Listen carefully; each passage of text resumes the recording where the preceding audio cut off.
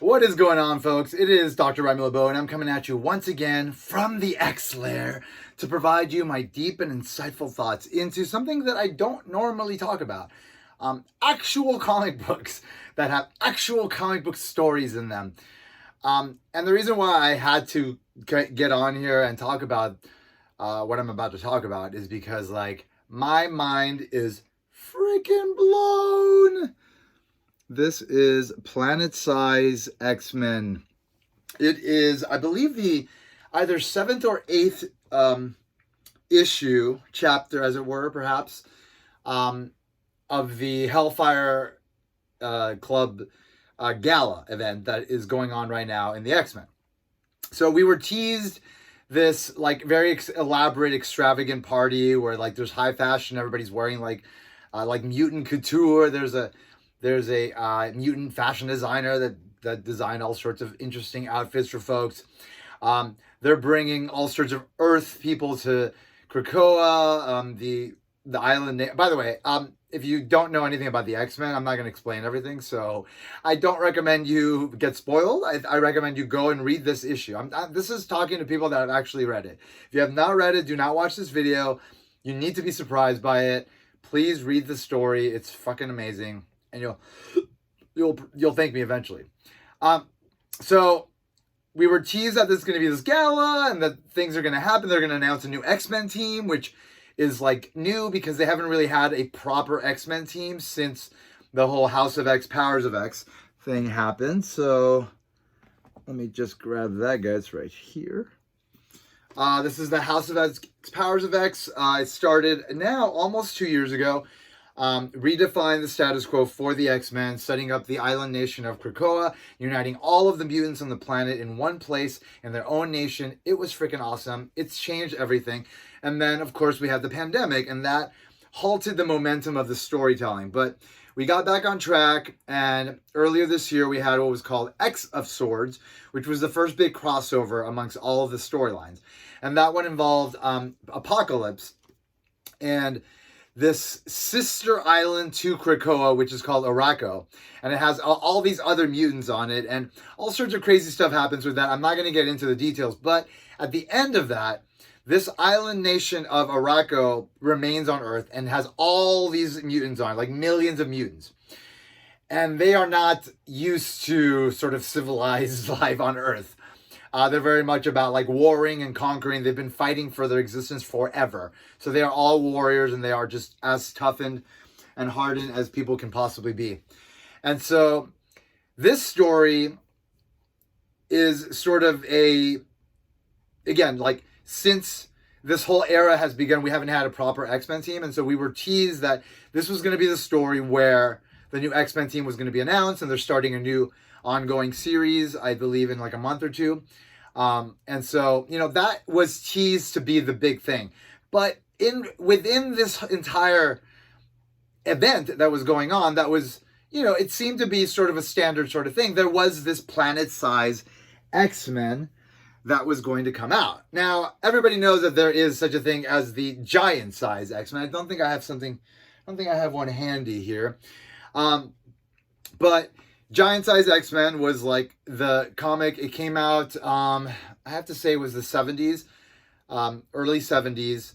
That basically redefined the status quo for the X-Men. It was originally the original 5, Beast, Angel, Cyclops, Jean, and Iceman. And that got a little stale, I guess. And then they started sort of just reprinting stories for a very long time.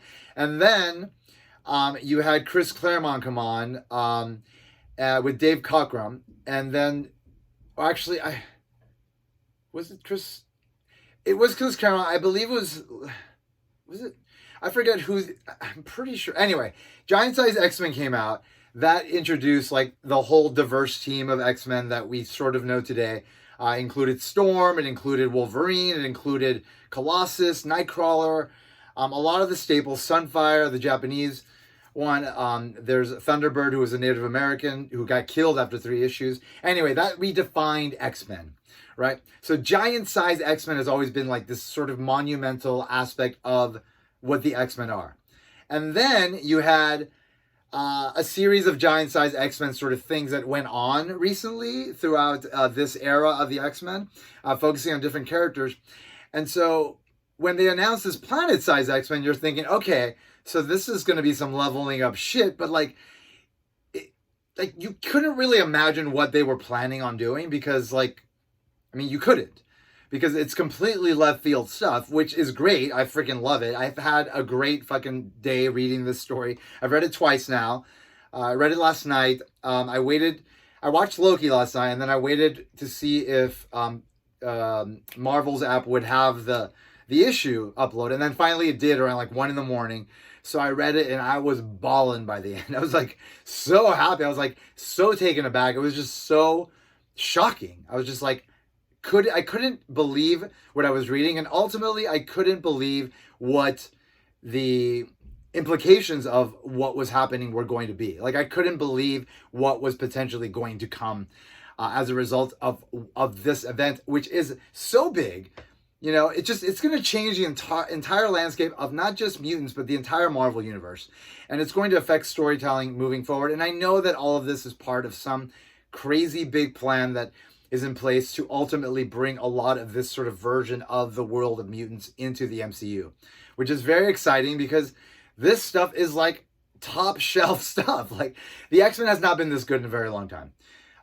There was 10 lost years, as Hickman called them in House of X, where, you know, a lot of the storytelling was very much like, let's just keep this going, but because, you know, this Disney had bought Marvel, and because they did not own the film rights to X-Men, they wanted to downplay their importance within the comics, and so they did, and the storytelling was very flat. And I mean, there was a lot of exciting shit prior to that, but like the last 10 years, were not good. It was fine, but it was not good. And it was clear that the mandate was like, keep it low key. Like, you can't introduce any new elements. Like, we don't want to give Fox any like new exciting stuff to like make movies about, basically, is what was going on. They had the Inhumans trying to become the mutants. It was really a problem. Clearly that is resolved now. Disney has the X-Men films back because they own Fox now. And so all of that's out the window. So all of this, I think, is just an effort to elevate these characters to a whole new level. And it is fucking working. It is fucking working. So let us get into this. This story has set up a mutant planet. It has converted Mars. It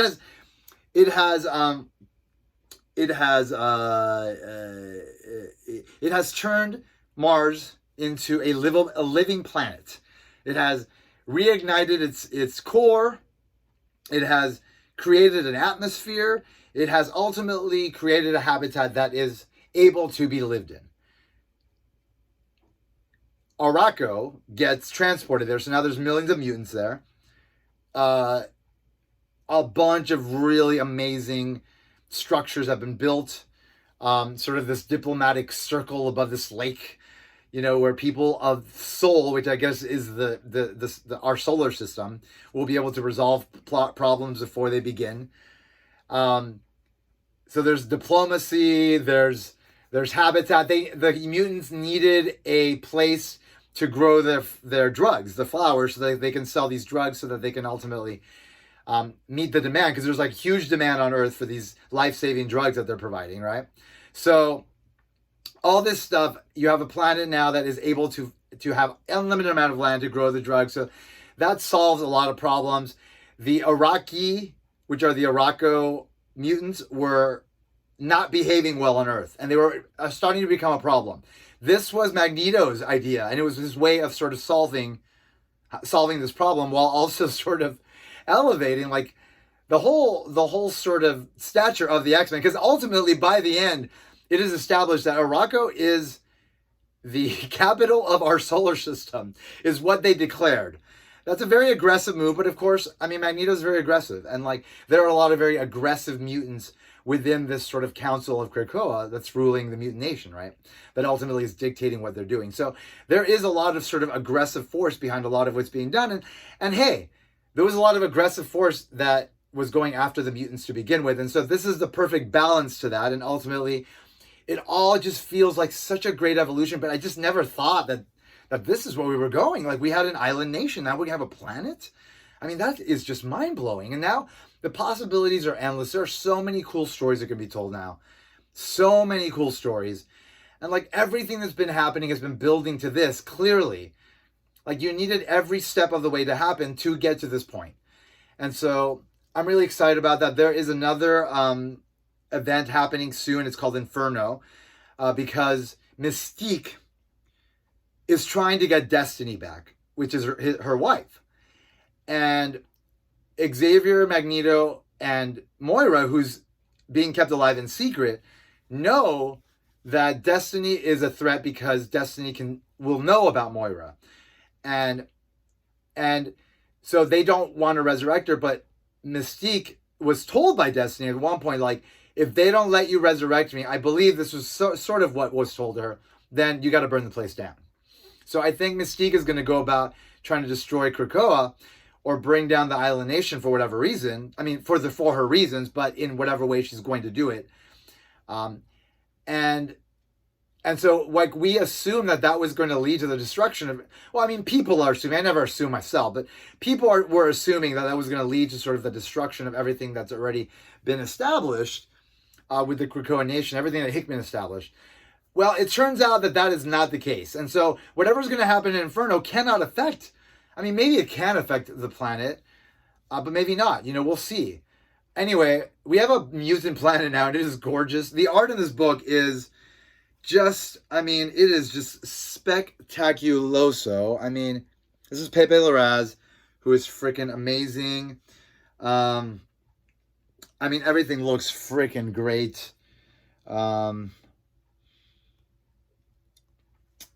Just gorgeous. I mean, the coloring also. This beautiful ship there really caught my eye.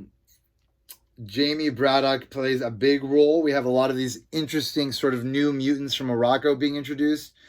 And then, of course, we have these beautiful illustrations of them creating the atmosphere and bringing Mars to life. I mean, how freaking cool is that?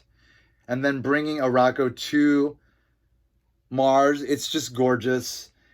And then you have them building these beautiful structures. Everything is so beautiful. You got this beautiful Apocalypse statue with his wife. And then, of course, you've got that crazy, nutty scene where Jamie creates a new sword station. And Jean is sort of, with Kid Omega, are kind of guiding it. And then it becomes another sword station above Morocco, right? Jamie builds a spaceport. I mean, it's just incredible. And then, of course, there's the awesome celebration. We've got Magneto inviting all the mutants from Krakoa through a gate to Mars, to the new mutant planet, Morocco. This is freaking crazy. I'm just like, the possibilities are endless. I mean, just an island nation was cool enough, but like a planet? And Morocco, the Iraqians are in charge of Morocco. So they will dictate the laws of Morocco, which is very interesting. But there is still going to be sort of this like neutral diplomatic aspect of the whole thing. But they are a warring people. So this is all going to turn very interesting. And there's just so many stories that could be told now. I'm so excited by it. I love this. This is like a declaration. Data burst on all spectrums from Sword Station 2. Morocco is the first mutant world. Attempt no landing except at Port Prometheus. Morocco is the capital of the solar system. Hold fast for a message from the region of Sol. If you guys know the Arthur C. Clarke 2001, 2010, I think it's 2036 or 2069, and then maybe 3001. That whole series of stories. There is a point where one of the moons of Jupiter or of Saturn is ignited into a planet as well within that show, within the second film, the second story, 2010. And there is a very similar message that is relayed to Earth that says, do not attempt to land on this planet or whatever. It was very similar to this. So I can very much see like there's a reference happening here. I believe Jerry Duggan is the guy that wrote this. I don't know if these are his ideas. I have to assume that they're Hickman's. Hickman is the main X dude, So I'm going to assume that like maybe he had some input into it. Ultimately, he wrote it, which great job. But I feel like this is all Hickman behind this, and I feel like Hickman is working on something bigger that we are. I think the Inferno thing is what Hickman's working on, I believe. Anyway, we're going to find out. There's a lot of exciting stuff happening, but this is a wrench that nobody saw coming. I didn't see it coming. I knew that something big would happen here. I don't read comics the night they come out. Like, I generally wait till Wednesday, and like I'll check out like what comics are available, and I'll just read them, whatever, digitally. But by the way, lately I have been buying physical copies. In fact, I think I have bought around 10 copies of Planet Size X-Men just by buying various covers in different places throughout these last couple of months of like pre-ordering stuff.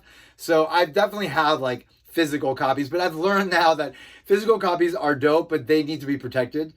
Because if you get them graded, they can be very valuable. And that is important to me because I have spent a lot of my life spending money on comics, and the value never met up to what they were supposed to be worth. But now they're graded and encapsulated in these plastic things, like the value is actually there. And so like now it's like, okay, all those years I spent all that money on comics and they were ultimately worthless can now like translate into like worth.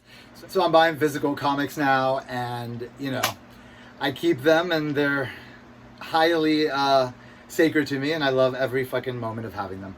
Anyway, I am very excited for what's happening with the X-Men right now. It's so wonderful. It's such a lovely gift that life has given us, especially us, you know, big X-Men fans. So Planet Size X-Men is something special, and it's something that I wanted to talk about because it really blew me out of the sort of stratosphere of what is possible in the storytelling medium that you know, X-Men have lived in for so long. And I can't wait to see what happens next, and I'm very excited. Anyway, thank you all for coming by. Thanks for checking out my video. Thanks for doing what you do, and hope everybody's doing well. And I'll see everybody very soon. Take care. But before I do, I want to remind you that if you haven't already, you better put an X in that box because ain't nobody checking me. Take care, folks. Bye-bye.